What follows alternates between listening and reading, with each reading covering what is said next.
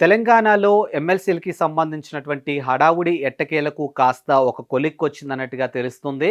So, దీనికి సంబంధించి కొంతమంది అంటే ఎవరైతే ఎమ్మెల్సీల కోసం ఆశావాహులున్నారో వీళ్ళంతా కూడా ఢిల్లీ వేదికగా మంతనాలు జరిపినటువంటి అంశాలు మనం చూసాము. మరోవైపు నుంచి రేవంత్ రెడ్డికి సన్నిహితులుగా ఉన్నోళ్ళకి మాత్రమే ఎమ్మెల్సీ పదవులు దక్కబోతున్నాయనే అంశంలో కూడా కొన్ని అంశాలు వినిపించాయి. అలాగే మీనాక్షి నటరాజన్ వచ్చిన తర్వాత కాంగ్రెస్‌కి సంబంధించినటువంటి అంశంలో చాలా మార్పులు, చేర్పులు జరగబోతున్నాయనేది కూడా చాలా ఎక్కువగా వినిపించింది. బట్ అనూహ్యంగా ఎమ్మెల్సీలకి సంబంధించినటువంటి పేర్లనైతే ఖరారు చేయడం జరిగింది. సో, ఆ పేర్లు ఒక్కసారి చూసినట్టయితే ప్రస్తుతానికైతే బీసీ సామాజిక వర్గం నుంచి విజయశాంతి పేరు ఖరారు చేయడం జరిగింది. అలాగే ఎస్సీ మాల సామాజిక వర్గానికి సంబంధించి అద్దంకి దయాకర్ పేరు కూడా ఖరారు చేయడం జరిగింది. అండ్ మరోవైపు నుంచి ఎస్టీ సామాజిక వర్గం నుంచి మిర్యాలగూడకు చెందినటువంటి శంకర్ నాయక్ పేరును కూడా ఖరారు చేయడం జరిగింది. సో, శంకర్ నాయక్‌కి సంబంధించినటువంటి పేరు కానీ, విజయశాంతి పేరు కానీ తెర మీదికి రావడంతో ఒక రకమైనటువంటి అందరిలో ఒక రకమైనటువంటి ఆశ్చర్యం కనిపించింది. ఎందుకంటే అద్దంకి దయాకర్ మొదటి నుంచి కూడా అంటే తాను కాంగ్రెస్‌కి సంబంధించినటువంటి అంశంలో భాగంగా ఒక కార్యకర్త స్థాయి నుంచి కూడా తాను కష్టపడుతూ ఈరోజు ఈ స్థాయికి రావడం జరిగింది కాబట్టి ఆయన కష్టానికి గుర్తింపుగా ఆయనకి ఈరోజు ఎమ్మెల్సీ పదవి దక్కిందన్నట్టుగా అద్దంకి దయాకర్‌కి సంబంధించినటువంటి సన్నిహితులు ఎవరైతే ఉన్నారో వాళ్ళంతా కూడా షేర్ చేసుకోవడం జరిగింది.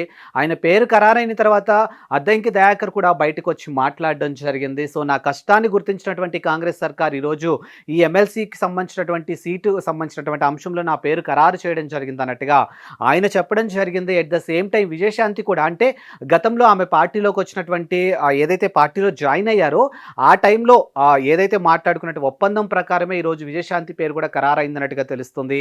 అలాగే మిర్యాలగూడకి చెందినటువంటి శంకర్ నాయక్ పేరు కూడా అంటే మొదటి నుంచి ఆయన పడినటువంటి కష్టాన్ని గుర్తించే ఈరోజు ఆయనకి పేరు ఖరారు చేయడం జరిగిందన్నట్టుగా తెలుస్తోంది.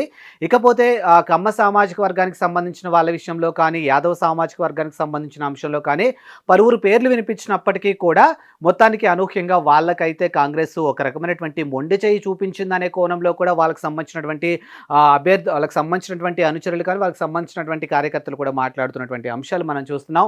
ఇకపోతే ఎమ్మెల్సీల విషయంలో మాత్రానికి మైనారిటీలకి అన్యాయం జరిగిందన్నట్టుగా మైనారిటీలు నిన్న రాత్రి అర్ధరాత్రి కూడా గాంధీ భవన్ దగ్గర ఒక రకమైన హైడ్రామా మనం చూసాము. సో, వాళ్ళు గాంధీ భవన్ దగ్గర నిరసనలు వ్యక్తం చేయడం జరిగింది.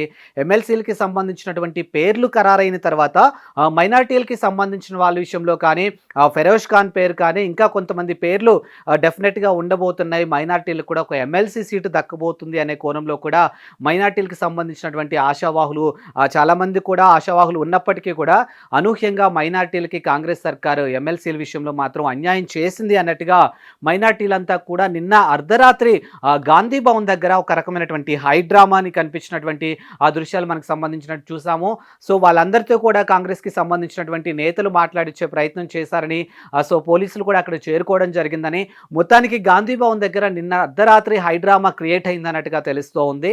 సో, మరి మైనార్టీల విషయంలో మాత్రం కాంగ్రెస్ సర్కార్ తీసుకున్నటువంటి నిర్ణయానికి ఇప్పుడు కాంగ్రెస్ సర్కార్ ఏం సమాధానం చెప్తుంది అనే కోణంలో కూడా ఇప్పుడు ప్రతి ఒక్కరిలో ఉన్నటువంటి ఒక ప్రశ్న.